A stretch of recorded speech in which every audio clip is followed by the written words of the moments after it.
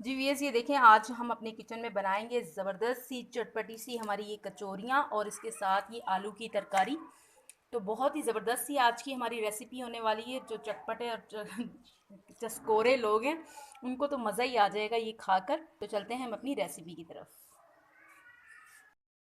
अस्सलाम वालेकुम everyone, welcome to the channel मुकद्दस सहरी। जीवीएस देख लें, आज हम ज़बरदस्त सी ये डिश बना रहे हैं। बहुत ही ज़्यादा हर किसी की ये फेवरेट होती है।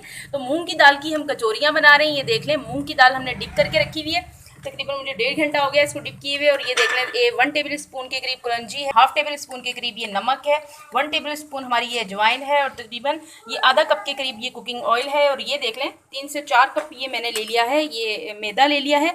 और व्यूअर्स ये देख लें, सिंपल से हमारे इंग्रेडिएंट्स हैं, बहुत ज़बरदस्त सी हमारी कचौरियाँ बनेंगी। और इस कचौरियों के साथ हम बनाएंगे तरकारी बनाएंगे, आलू की तरकारी। बहुत ज़्यादा ज़बरदस्त सी हमारी बनेगी डिश। फॉलो करें आप, स्टेप बाय स्टेप आपको बताती हूँ। ये देख लें, मैंने सिर्फ ये चीज़ें ऐड करके और बस सिंपली इसको मैंने गूंदना है। 1 टेबल स्पून इसमें कलौंजी डाल दी, 1/2 टेबल स्पून इसमें मैंने नमक डाल दिया, 1 टेबल स्पून इसमें मैंने अजवाइन डाल दी है। और ये देख लें, इसी के साथ मैं इसमें ऐड कर दूंगी ये 1/2 कप के करीब हमारा कुकिंग ऑयल है। सिंपल सी चीज़ें हैं और ज़बरदस्त सी हमारी कचौरियाँ इंशाल्लाह रेडी होंगी। और ये पानी मैंने गुनगुना पानी लिया है, नीम गर्म पानी मैंने लिया है, और इससे सिंपली गूंद लेंगे।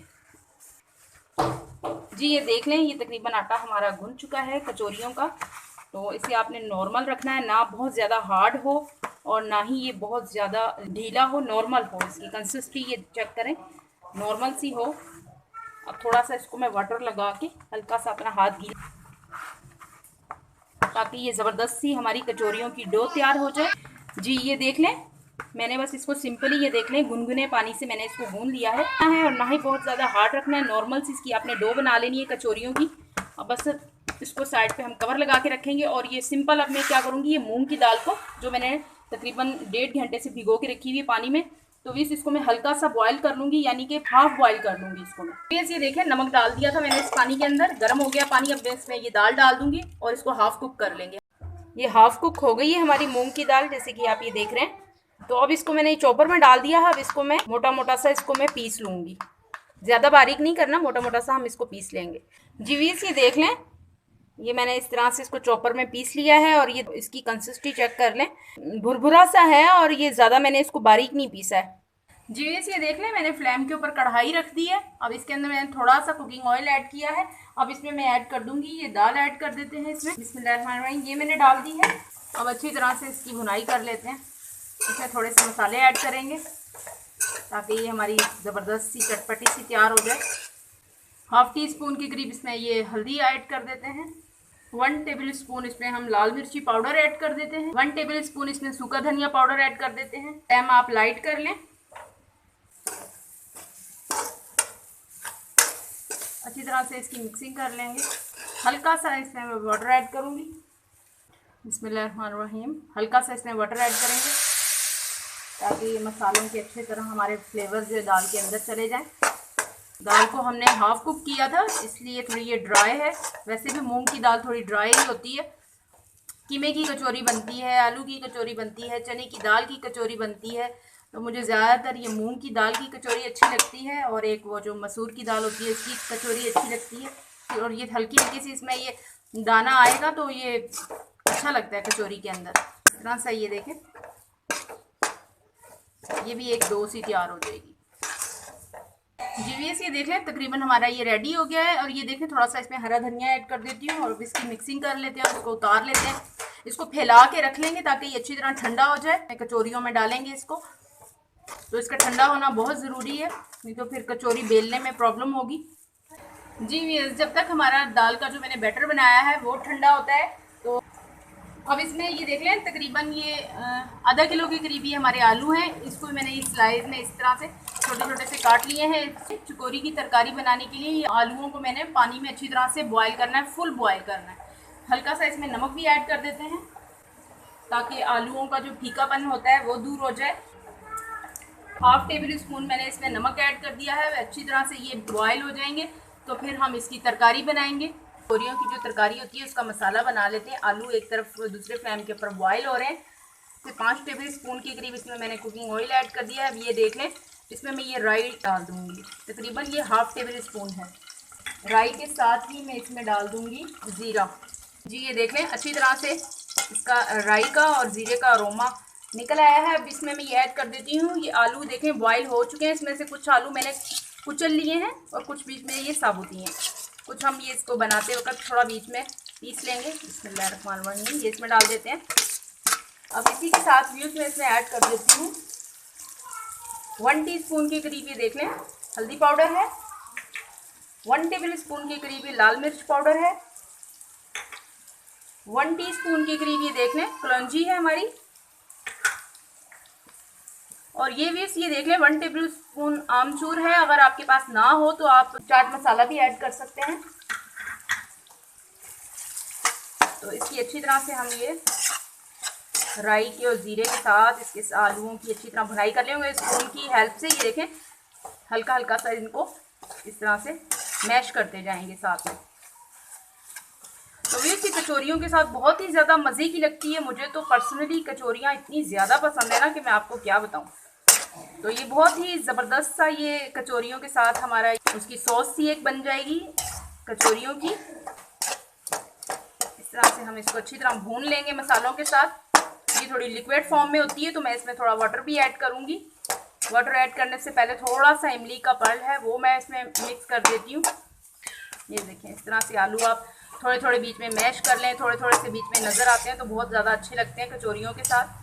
अब ये देख लें आप ये तकरीबन 1.5 टेबल स्पून इमली थी। मैंने इसको पानी में भिगो के रखा हुआ था। इसकी गुठलियाँ मैंने निकाल ली हैं। उसका पर्ल ये देख लें ये इसमें मैंने डाल दिया है। थोड़ा सा पानी इसमें और ऐड करूँगी क्योंकि ये थोड़ी सी लिक्विड होती है तो बहुत ज़्यादा मज़े की लगती है। थोड़ा सा इसमें पानी और ऐड करते हैं। बिस्मिल्लाहिर्रहमानिर्रहीम। अब अच्छी तरह से इसको कुक होने देते हैं। इसका पानी अच्छी तरह कुक हो जाए तो ये ज़बरदस्त सी हमारी तरकारी रेडी हो जाएगी। थोड़ा सा वाटर इसमें और ऐड करूँगी ताकि वो कुक होके तो इस कंसिस्टेंसी में आ जाएगी। थोड़ी लिक्विड होती है ये। बिस्मिल्लाहिर्रहमानिर्रहीम। ये देख लें मैंने इसमें इतना वाटर ऐड किया है कि ये कुक होगा तो ये थोड़ा सा थिक हो जाएगा। अक्सर ये हलवा पूरी के साथ भी इस तरह की तरकारी बनी हुई होती है।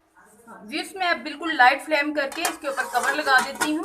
तकरीबन 5 मिनट के लिए बिल्कुल लाइट फ्लेम के ऊपर ये कुक होगा। जी व्यूअर्स ये देख लें ये मैंने कुछ ये पेड़े कचौरियों के बना के रखे हैं। मैं आपको दिखाती हूँ। तरकारी हमारी बस दम पे ही मैंने उसको रखा हुआ है। ये देख लें छोटा सा आपने पेड़ा बना लेना है। थोड़ा सा और कम कर लेते हैं जिस साइज़ का आपको। वैसे तो नॉर्मल ही ये कचौरियाँ अच्छी लगती हैं ना ज़्यादा बड़ी तो ना ही ज़्यादा छोटी। इस तरह से आपने इसको फैला लेना है हाथों पर। अब ये मिक्सचर जो मैंने ये दाल का बना के रखा हुआ है मूंग की दाल का तो इसको रखेंगे हम ये कचौरी के अंदर। ये देख लें अब इसको हम अच्छी तरह से इसको बंद कर देंगे। ये देखें इस तरह से आपने बंद करके इसको राउंड में इस तरह पेड़ा सा बना के रख लेना है। तो आप 4 5 6 बना के रख लें इस तरह से ताकि इनको रेस्ट भी मिल जाए और साथ साथ फिर आप बेलते भी रहें। जी व्यूअर्स देख लें जब तक हमारे कचौरियों के जो पेड़े हैं वो थोड़े से रेस्ट ले लेते हैं तो ये देख लें माशाल्लाह से हमारी ये तरकारी भी रेडी हो गई है। अब इसके ऊपर हल्की ये देखें थोड़ी सी कटी हुई 2 से 3 अदद ही हरी मिर्चें ये डाल देते हैं। थोड़ा सा ये हरा धनिया है ये इसमें डाल देते हैं। बिस्मिल्लाहिर्रहमानिर्रहीम। ये देख लें ज़बरदस्त सी हमारी तरकारी बस ये रेडी हो गई है। ये देख लें दूसरी कढ़ाई के अंदर मैंने कुकिंग ऑयल ऐड करके इसको फ्लेम के ऊपर रख दिया है ताकि ये थोड़ा सा हीटअप हो जाए और दूसरी तरफ मैं अपने ये कचौरियों के पेड़े बेलती हूँ। जी व्यूअर्स ये देख लें अब हल्का सा आपने कुकिंग ऑयल लगा लेना है इसके ऊपर ताकि बेलने में आसानी हो। हल्का सा इस तरह से प्रेस कर लेंगे और फिर ये देखें हल्का सा इसको ये देखें आपने ज़्यादा नहीं इसको बेलना। इस तरह से यही साइज़ होता है कचौरी का। इस तरह से बस ये आपने बेल लेनी है। ऑयल माशाल्लाह से हीटअप हो गया उसमें मैं ये डाल देती हूँ। ये देखें बिस्मिल्लाहिर्रहमानिर्रहीम। एक और बेल लेते हैं। ये देख लें इस तरह से इसको भी बेल लेते हैं। बिस्मिल्लाहिर्रहमानिर्रहीम बिस्मिल्लाहिर्रहमानिर्रहीम। एट अ टाइम मैंने देख लें ये 3 कचौरियाँ डाल दी हैं। ये जो पहली वाली है इसको थोड़ा सा पलट लेते हैं। बिस्मिल्लाहिर्रहमानिर्रहीम। ये देखें कितना ज़बरदस्त सा ये फूलना भी शुरू हो गई हैं। जी वीएस ये देख लें कितना ज़बरदस्त सा इसके ऊपर गोल्डन सा कलर आ गया है। अब मैं इनको निकाल लेती हूँ। ज़बरदस्त सी हमारी यम्मी सी टेस्टी सी करारी सी हमारी ये कचौरियाँ माशाल्लाह से रेडी होंगी। ये देख लें, इस तरह से इनका ऑयल आपने इस तरह से पकड़ के थोड़ा सा ऐसे करना है ताकि ऑयल निकल जाए पूरा। बिस्मिल्लाहिर्रहमानिर्रहीम। जी वीएस ये देख लें, ये थोड़ी सी साइज़ में बड़ी थी तो मैंने ये एक ही डाली है। तो देखें माशाल्लाह से कितनी ज़बरदस्त सी ये फूली है। हल्की सी आंच के ऊपर इसको मैं ये कुक कर रही हूँ, फ्राई कर रही हूँ। अब बस इसको निकाल लेते हैं।